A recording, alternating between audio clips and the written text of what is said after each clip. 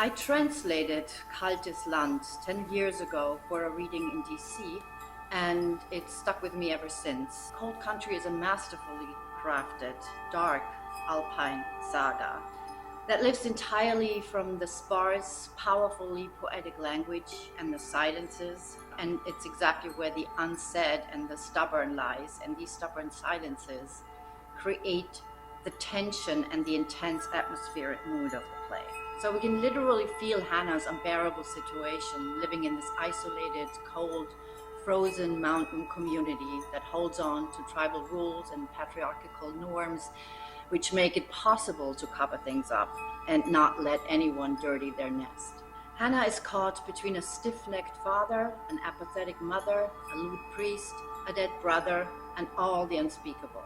Until the outside world, in the person of Tobias and Yasmin, who are tourists, come to the area to hike up the mountains, and that drives the dramatic plot forward. And there's a clash between two worlds, and that triggers the cataclysmic event. But the ending is quite tragic. And the fact that this works within the text's own logic, that is the great thing about this play. And that is also where Reto's craft comes in, which I have come to call the poetry of pain. Because he leaves out more than he says, and his characters emerge from a symptomatic reluctance to speak, from their nonsensical repetitions, disconnected sentences, weird words, and of course the stubborn silences. So he builds the story's hinges into the unspoken, letting the tragic pull develop between the lines and the scenes. And the language and the silence, that is what acts here. And that allows the tragedy and the tension to build. And it also works because he weaves in an ancient folktale, the saga of an alpine golem called Toggle, who takes revenge on the tormentors who created him. And that parallel narrative of the Toggle gives the story a very strong undercurrent and also supports the monstrosity of the ending and heightens the style of the play almost up into a Greek drama. And then of course there's the setting, the imagery of the Alps, the majesty of the Alps, the magic of the Alps, and all the icy frozenness, the glaciers, the stones, the rocks, and all that is not only a backdrop for the story, but also acts almost like a character itself. And that reflects Hanna's inner psyche.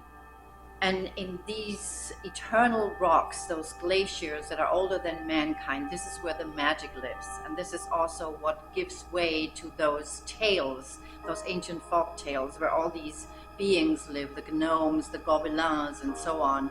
And that also takes a hold of Hanna, who is completely taken by that narrative and finally merges it with her own reality.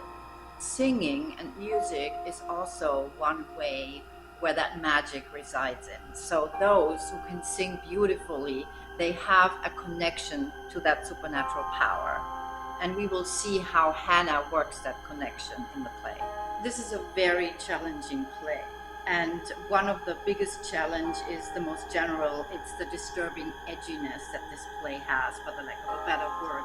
That edginess and that darkness and that awkwardness that is in language, in style, in characters, in plot, in mixing up two narratives, but that also creates the tension and that wonderful power that that play has. For the cast, there's also a huge challenge because they have to trust this text. They have to find their characters' inner truths in their unnatural or alien ways, and they have to work with that sparse dialogue and with the strange, often outdated words that they speak in a strange, backwards community, and embrace the failure and the mistrust of language. So the ideal audience resists the impulse of making the alien or the awkward more common, and instead lets the story be, takes it like an ancient tale, let the fiction be fiction, embrace the magic of theater, the dramatic, the horrible, replace the psychoanalysis by imagination, fantasy, imagery, illusion, the mystery, the unknown, because all this carries much more power. I hope that the human essence comes out of this play, and thus the relevance for us, especially in the implied social critique. because stripping it down to the core story, we may be reminded of similar patterns, similar social structures than the one in the play, where that alpine community is so rigid and holds on to tribalistic norms and patterns and divides the worlds into us and them and choose oppression and denial. Because this is when we let loneliness and coldness reign, the lack of empathy, a lack of understanding that everyone is in need of a belonging, of a group, of acceptance of his own humanity.